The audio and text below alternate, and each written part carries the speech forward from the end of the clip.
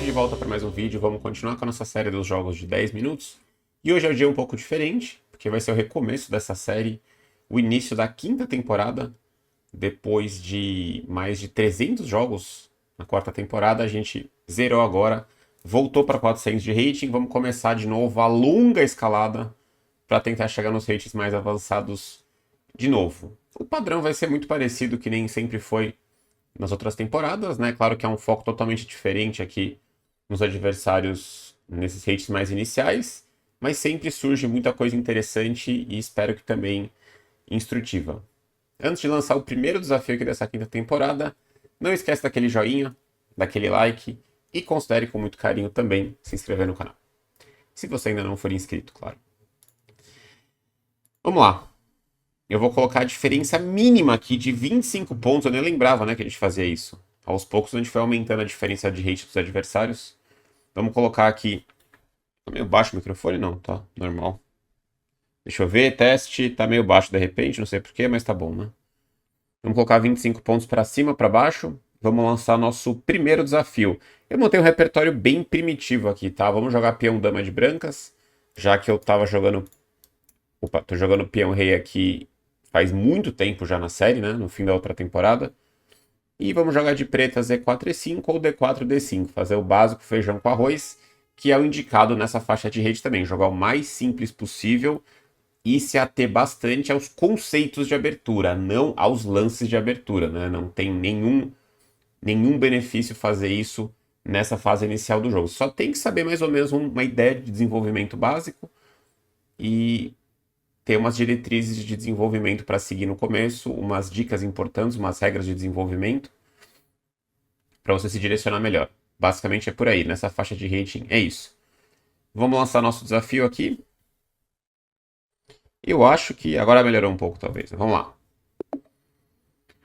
Começamos com o adversário argentino. Vamos jogar peão-dama. D4. Tá, jogou D5. Vamos fazer o gambito da dama. Podemos variar também, né? Não precisa obrigatoriamente seguir um repertório fixo assim. Posso jogar peão-dama e alternar entre, entre o sistema London, gambito da dama e outras variantes também. Vamos jogar o C4. É muito comum aqui o preto... Quer dizer, acho que ele vai tomar, na verdade, aqui, né? É difícil adivinhar, né?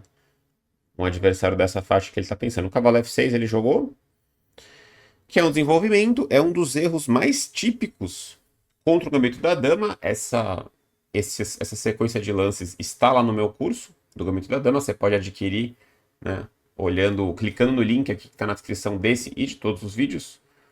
Curso do gambito da dama, que foi lançado em 2019, mas segue sendo bem razoável até 2024. O problema desse lance é que ele não sustenta o peão de D5, né? Se você acompanha a série faz tempo, você já vai saber o lance correto aqui e as motivações para esse lance também. Ele tem que tentar sustentar esse peão ou capturar. Agora aqui eu tomo e eu vou ter um potencial muito bom de jogar E4 depois. Agora eu já jogo E4 atacando o cavalo. E já tô perguntando fazendo umas questões com o adversário aqui, né? Já tô questionando algumas coisas aqui para ele. Vai ter que tirar o cavalo para cá, provavelmente. Tem outras casas também. Essa aqui já não pode, tem um bispo controlando. E começamos com zero. Aliás, a gente finalmente vai voltar a piada, né? Espero que se eu ganhar essa primeira partida vai ser uma vitória, sem empate, sem derrotas, né? Aliás, eu perdi a chance, né? Agora só na próxima temporada. Eu podia falar, vamos começar aqui o jogo de hoje sem vitória, sem empate, sem derrotas. Perdi a chance da piada. Magoa isso aí, né? Quando você perde o tempo, perde o timing de uma piada, né? Perde o momento certo, aí você tem que esperar outra situação para fazer mais uma piada. É difícil, não vai ser fácil superar isso aí, mas vou tentar. Cavalo C3 aqui vou desenvolver, para defender meu peão também. E vamos ter um desenvolvimento bem básico aqui, né? Cavalo F3, bispo D3 pode ser, bispo C4. Tem as ideias do presente grego, que eu não vou explicar ainda, porque depende muito do que ele fizer. Mas ele tá jogando começo bem decente aqui, né? Nessa faixa de rede a gente vê muitos lances aleatórios no começo. Ó, o C6 está desenvolvendo as peças. E aqui ele já provoca um possível avanço, né? Nem sempre vai ser tão legal se avançar um peão aqui no centro. Mas eu tô ganhando um tempo, né? Eu tô brigando o cavalo dele a mexer de novo. Mas eu vou começar com o cavalo F3 aqui desenvolvendo. E eu vou potencializar daí um avanço com D5 ou E5. Lembrando que nessa série, a ideia sempre foi jogar da maneira mais correta possível que eu consegui jogar, né? Então, mesmo nessa faixa de rate, eu nunca joguei de maneira muito agressiva, muito maluca pra tentar ganhar rápido as partidas, não, né? E ele jogou bispo E6, esse lance já permite uma resposta muito boa aqui minha, né? Eu já consigo ganhar material. E a gente começa a falar muito da parte tática agora, que é o que diferencia muito aqui a evolução desses jogadores nessa faixa de 400, 500, 600 de rating. Então, quando você faz muito exercício de tática, você já começa a desenvolver aquele. Uma intuição mesmo, né? Aquele feeling que fala: opa, tem uma coisa errada aqui, peraí. Porque o cavalo e o bispo eles estão numa situação que vão levar um possível ataque duplo, um garfo que a gente chama, né? Então aqui eu jogo D5 e ataco as duas peças. Então, se você, vamos dizer, bate o olho nessa posição. Se você está fazendo bastante exercício de tática, é natural que você já bata o olho e você imediatamente já tem um gatilho pro teu cérebro que fala, opa, D5 aqui é um lance. Porque é um padrão muito comum nos treinos de tática, né? Você avançar o peão e atacar as duas peças do adversário, que é o famoso garfo. Ou podemos chamar de ataque duplo também, claro. Então, como conseguir, vamos dizer, ter esse gatilho para vários tipos de temas táticos diferentes, é só fazendo bastante exercício de tática. Por isso aquela dica meio genérica, cansativa que todo mundo fala, e tá certo na verdade essa dica, né? Você tem que fazer bastante treino de tática o tempo todo, porque isso te dá uma consistência inicial no jogo para você ganhar mais peças do adversário e não perder suas peças. A partir daí você pode começar a evoluir mais em outras áreas do jogo, né? Fez cavalo B4, eu posso adicionar um A3 aqui, mas aí ele pode tomar e ele pega dois peões pela peça. A3 ele toma aqui, né? E de repente ele já tem dois peões. Então não tem por que eu não tomar D por E6. E ele tomou direto. Se ele tomasse em D1, do que você tomaria? E aqui a gente entra já num outro ponto legal. Bem legal, porque quando a gente aprende noções básicas de desenvolvimento, a gente fala muito sobre o rock. Eu falo muito sobre isso aqui nas partidas. O rock ele é essencial quando a gente tem as damas no tabuleiro e no começo do jogo. Então, qual que é o seu instinto aqui? Se ele trocar as damas aqui, eu suspeito que o instinto seja tomar de cavalo às vezes, para você não perder o rock. Mas se você fizer isso, você leva um duplo aqui em C2 e perde a torre em A1. Então, a tática, na maioria das vezes, vai vencer a estratégia. Tem que lembrar disso. Então é importante saber que é legal rocar? É importante. Mas o que diferencia, o que é muito mais importante no jogo, é se é possível fazer aquilo de maneira concreta, se o cálculo me confirma aquilo. Então, eu gostaria de manter o rock, nem é tão essencial nos finais, já falamos sobre isso. Mas se eu quiser manter o rock, eu estou perdendo uma torre aqui. Então, não me importa esse conceito do rock, eu quero só não perder uma torre, né?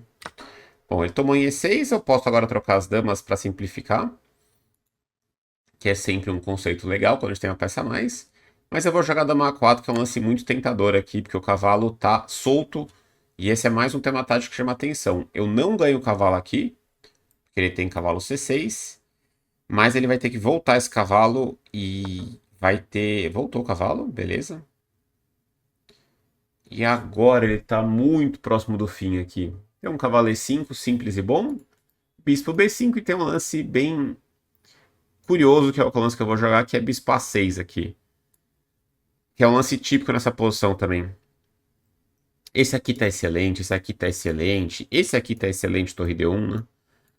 Aqui é questão de eu manter a iniciativa para tentar fazer o nocaute mais rápido, né? Agora, esse aqui é muito legal, bispo A6. É uma ideia temática. Quando você tem essa cravada aqui, você tem esse tipo de lance desviando o peão para tomar em C6. E tá muito. A posição tá muito frágil aqui dele, né? Quando eu jogo o bispo A6, eu tô ameaçando tomar. Não tem defesa, né? Se torre B8 eu tomo. E depois eu tomo. Eu acho que ele vai levar mate rapidinho aqui. Porque rei F7 é mate em 2. Pode ser que ele jogue esse e perca a torre também. Eu acho que ele vai jogar rei F7. Não, jogou dama D7. Tinha cavalo também cobrindo. Vou tomar a torre com cheque. Pode ser que agora ele faça rei F7 e aí cavalo E5. E aí teremos o fim da partida. Não, jogou dama D8. Isso quer dizer que o jogo vai se prolongar um pouco. Porque se dama C6 ele volta dama, dama D7. Acho que eu vou trocar as damas aqui. Poderia manter as damas para ter um ataque mais imediato. Mas eu acho que o ataque vai ser bem rápido aqui também, sem damas. Vamos jogar bispo F4, pode ser? Eu quero começar a usar as minhas torres aqui, fazer o roque grande. O roque grande não porque eu quero colocar meu rei em segurança, tá? Mas é porque eu quero já passar a torre com cheque e conectar as minhas torres, né? Então, minha torre tá bem em D1. Aqui seria a justificativa de fazer o roque. Jogou C5, vamos fazer o rocão. É sempre uma sensação legal você fazer o rocão, né? Dando cheque. E agora eu tô tentando encaçapar o rei dele. Jogou rei E8, né? Talvez tenha um mate bonito aqui, vamos ver.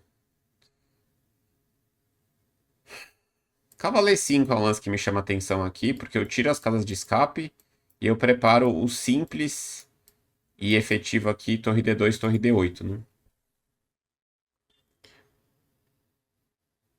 É, cavalo E5 tá bom. Tem cara de ser uma ideia de mate bem rápida aqui. Não sei nem como é que ele vai desalojar, na verdade, meu cavalo daqui. Não é fácil. E esse peão em E6 atrapalha muito o desenvolvimento dele, né? Claro que essa altura pouco importa o desenvolvimento. Tem uma torre e uma peça a mais aqui.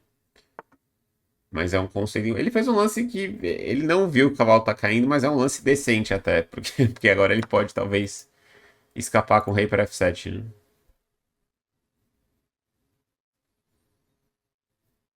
É, eu nem lembro qual que era a duração média dos vídeos, tá? Dos primeiros episódios, mas eu não vou jogar uma segunda partida, pelo menos por enquanto, pelo menos nesse vídeo aqui, porque vai dar pra explorar alguns erros que ele fez na análise. E a ideia é jogar duas partidas se a primeira for muito rápida, né? Tipo, durar 2 minutos, 5 minutos, sei lá. Então ganhamos a primeira partida aqui. Por algum motivo, as peças estão cortadas aqui, né? O rating está cortado. Não sei se é algo do meu navegador, do chess.com, já tem acontecido isso faz alguns dias. Vocês podem ver que as peças capturadas estavam cortadas aqui durante a partida, né? E agora o rate também. E não é um erro de captura da tela, não, tá? Eu tô vendo assim na tela também. É, tem que ver o que aconteceu depois. Vamos lá, vamos para a revisão. Nossa primeira revisão aqui da quinta temporada. 96 de precisão, com direito a um brilhante. Agora vai começar aquela temporada de precisões altas, né? Porque você tem uma tendência de fazer uma precisão mais alta jogando com adversários de nível mais baixo, porque os lances corretos são um pouco mais evidentes, né? Isso é relativo, mas a tendência é essa. Não quer dizer que você vai fazer sempre 96 ou 98, não. Isso também é exagero. Mas acontece isso porque se eu tô jogando com um adversário muito bom, ele vai me colocar dificuldades. É mais difícil eu achar o lance correto, né? Começamos com um brilhante, nada mal, né? Agora, qual foi o brilhante? Peraí, o que eu joguei? Joguei. Ah, o Bispo A6 é um lance legal mesmo. Deve ser do Bispo A6, sacrificando o Bispo. Então, o nosso foco aqui, se você tá chegando agora para acompanhar esses vídeos, se você tava vendo o fim da última temporada, a gente explora bem mais aqui os erros típicos que o adversário vai fazer. Quando a gente estava no 2.400, 2.500, estava explorando muito as aberturas, partidas modelo, né? A gente explorou muitas partidas de altíssimo nível, usando como ponto de partida as variantes que eu joguei. Mas aqui não vai acontecer nada disso. A gente não vai ter partidas, a gente não vai ter abertura aqui séria ou muito teórica por um bom tempo, né? Vai demorar muito para voltar a isso. Então a gente vai se basear muito mais em conceitos aqui direcionamentos, né? Vamos dizer, a ideia é sempre que dicas eu daria para esse adversário, se ele fosse meu aluno, né? Durante esses 10 minutos que eu vou fazer a análise, 15 minutos que seja. Que dicas que eu daria para esse meu adversário, né? É claro que a gente esquece um pouco, né? Faz tempo que eu não enfrentava esses adversários. Mas eu achei que ele jogou até um pouco acima do esperado do 400. Né? Ele desenvolveu um pouco as peças. Claro que ele perdeu uma peça depois, mas ele podia ter feito mais erros ainda, né? Eu acho que não foi uma partida ruim pro rating dele a princípio. Então, esse direcionamento aqui de você jogar D5 contra D4 e E4 contra E5 tá excelente, né? Não se prendam às aberturas. Eu sei que por algum motivo é um assunto que deixa as pessoas intrigadas e fascinadas e todo mundo quer se interessar por isso. Eu vejo pelas lives, né? O tanto de pergunta que eu recebo. Fala aí, Kriko, você acha que eu devo jogar isso? A siciliana? Me recomenda uma abertura boa? Não faz diferença. O que A única coisa que prejudica o seu jogo é se você jogar uma abertura extremamente ruim. Se você jogar uma abertura minimamente decente, e tem muitas de brancas, de pretas, é só escolher e seguir o jogo. Não vai ser isso que vai ser o diferencial. É um assunto que sempre volta, eu falo isso em todo começo de série aqui, né? Que a gente está trabalhando nos erros comuns. Mas assim, é uma dúvida recorrente dos jogadores. E é importante que a resposta se impressa. Não importa a abertura que você joga. A não ser que ela seja muito ruim. Né? Então, por exemplo, eu jogo E4 aqui. Ah, mas o que eu vou jogar para subir o rate? Que é a francesa, Caro-Kann, E5, C5, escandinava. Né? Se você jogar G5, você vai ter muita dificuldade para subir, porque é um lance muito ruim. Se você jogar H5, você vai ter dificuldade também. Você pode jogar bem depois, mas você está começando na direção errada. Então, se você está de pretas, de modo geral, o E5 e o C5 são os mais populares. E como são lances que controlam um pouco mais o centro, né, te dão um pouco mais de espaço, de mais liberdade para as peças, eu acho um pouco mais fácil de jogar.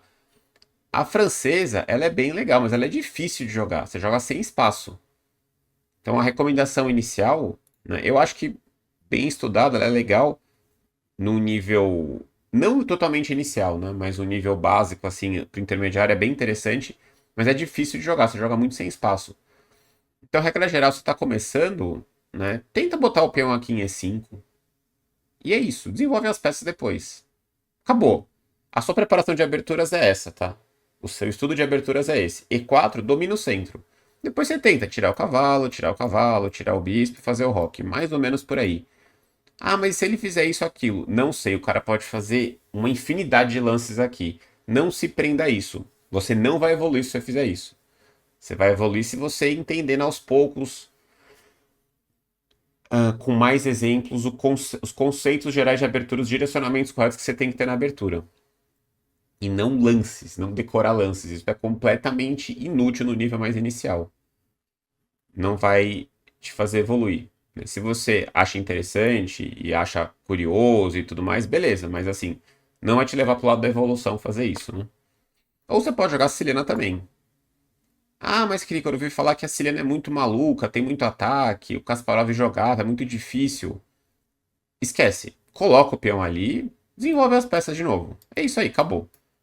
O branco pode fazer tantos lances diferentes aqui que você não vai chegar nem perto de uma realidade de uma Siciliana do Kasparov, por exemplo. Né? Então, não se prenda a isso.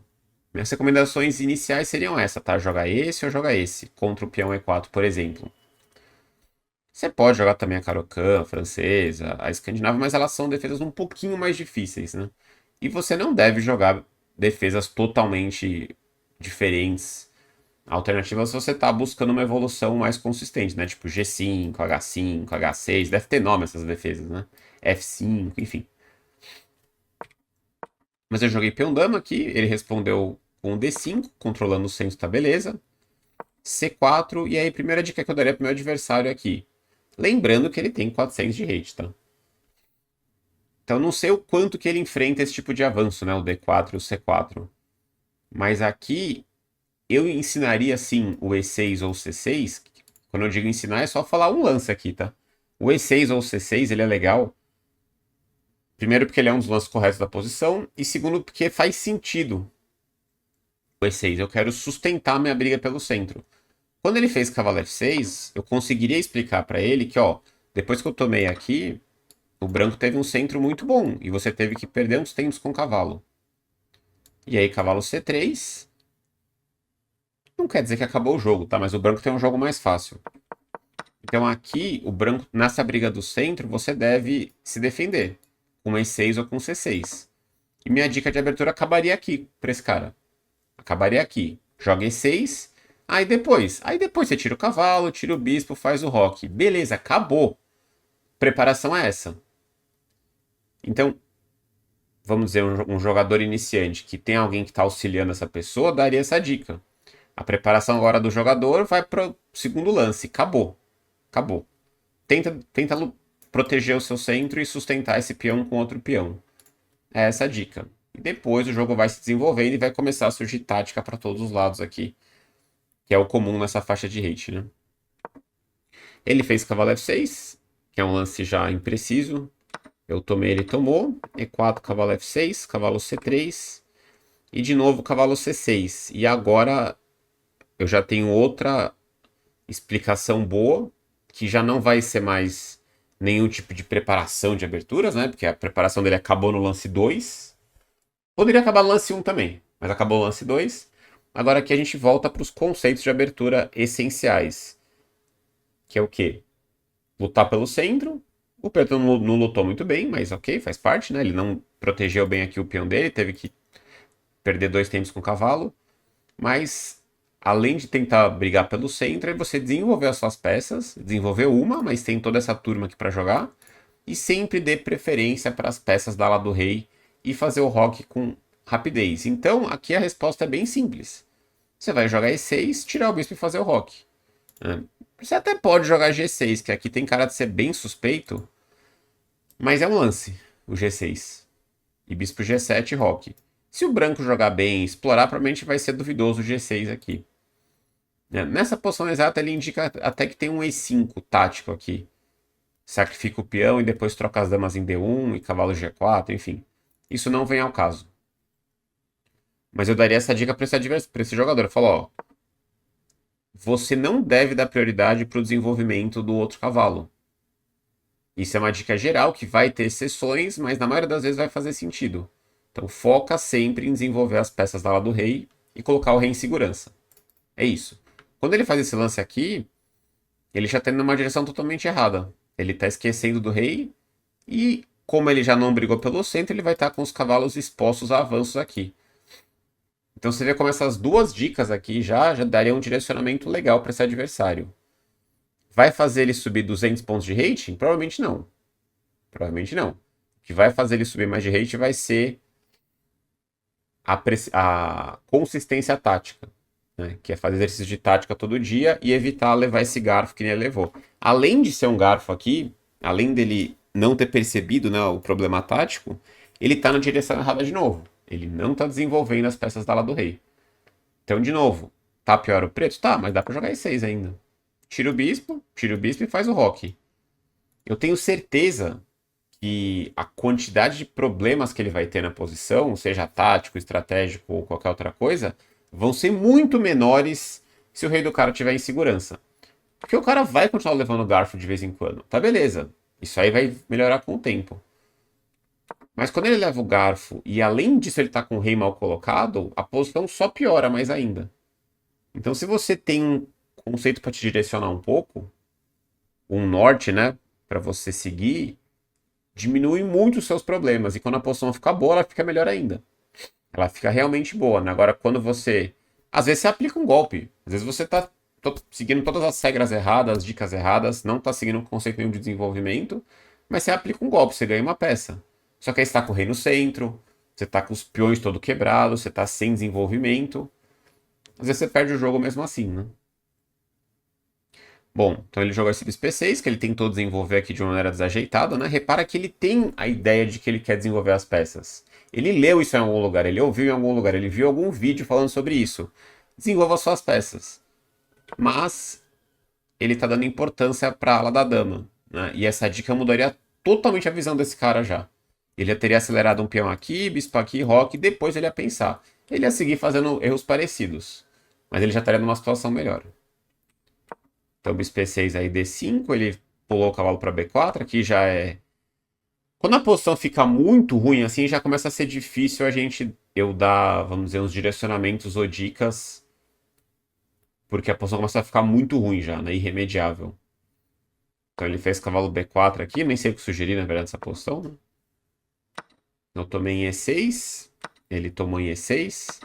Talvez deveria ter trocado as damas, não porque vai melhorar alguma coisa, a posição tá ruim, mas porque eu poderia tropeçar aqui. Se tomar de cavalo duplo, se tomar de rei, aí o branco tá super ganho, né? Aqui tá, o branco tá ganho com o cavalo D1 também, certeza. Mesmo entregando a torre. Mas não tem por que fazer isso, né? E seria um jeito do branco errar eventualmente. O que eu falei aqui, a gente não pode ficar preso a conceitos de, eu preciso rocar. Primeiro, porque no final não é tão importante. E segundo, que aqui o que importa muito mais é eu não perder a minha torre, né? Perder o roque é um detalhe que às vezes é ruim, tende a ser ruim quando tem as damas, mas perder a torre eu tenho certeza que vai ser muito pior. Bom, ele tomou aqui, eu dei cheque, porque o cavalo tá mal, e agora a bispa 6 é um lance bem legal. Esse aqui eu gosto do brilhante, porque é um lance bonito mesmo. É um lance visualmente bonito, que é um sacrifício de bispo, mas me veio a ideia tão rápido porque é um lance muito temático. Tem algumas posições que tem esse bispo A3 de pretas ou bispo A6 de brancas. E se ele jogar aqui, ele falou, opa, defendi. Não, aí você toma do mesmo jeito. E que um problema maior ainda, né? Porque agora eu quero tomar aqui, e se tomar aqui eu tomo em B7. Dois brilhantes seria. Mas ele não deixou. Ele tomou aqui. Dama C6, rei F7 seria um cavalo E5 depois mate aqui. Rei vai ter que ir para G8. Eu tomei. Eu poderia jogar o super teimoso aqui, dama B7, para manter as damas e atacar, mas para mim a troca tá excelente também. É claro que manter as damas tende a ter mais ataque. Por outro lado, quando você troca as damas, você tá tirando também o melhor defensor do seu adversário, que é a dama, né? Então, assim, tá tranquilo trocar as damas. Também você não é obrigado a dar mate aqui, né? Lembra que no xadrez o máximo que você consegue é fazer um ponto, né? Então você pode muito bem levar para um final aqui e ganhar a partida. Bispo F4, C5, rocão. Lá eu gosto do cavalo E5, né? Seguindo aquela dica que eu dou bastante para vocês, que é ao invés de você ficar tentando dar cheque no adversário, né? Qual que é o lance que pode chamar a atenção de vocês? Bispo C7, que por acaso eu tô vendo que é o lance que o Engine sugere. Eu ia criticar o Bispo C7 no sentido que às vezes você só quer dar cheque no rei. Vai ganhar de qualquer jeito aqui. Qualquer lance ganha aqui. Não existe um lance que não ganha a partida nessa posição. O problema é que às vezes o rei pode começar a escapar e dificulta a sua tarefa de mate. Aqui não vai mudar nada o resultado, mas tem partidas que sim. Então se você trabalhar essa ideia de você controlar as escapadas do rei adversário, é um conceito bem mais legal. Vai te ajudar a dar mate com muito melhor, com muito mais eficiência. E agora eu quero jogar torre D2, torre D1 e aplicar o mate aqui e não deixa o rei escapar. Então, antes de preparar o cheque com a torre, que nesse caso vai ser checkmate, eu estou cortando as casas de escape do rei. Então, que é um conceito bem importante. Aqui ele jogou cavalo G4. E temos o abandono depois de cavalo G4. Acabaram as peças dele, né? Ele fica com torre e 2 cavalos a menos. Minha ideia é voltar o cavalo para E5 aqui. E se ele sair correndo com rei F7, aí sei lá também. Eu não preciso também ficar encanado que eu preciso dar mate, né? Eu posso jogar isso, limpar os peões e fazer uma dama, né? Uma vitória tranquila de toda forma. Muito bem, primeira vitória dessa quinta temporada. Espero que vocês estejam animados para mais 300 partidas nessa quinta temporada. E é isso aí. Não esquece de deixar aquele joinha se você não deixou no começo do vídeo. E a gente se vê na próxima. Valeu!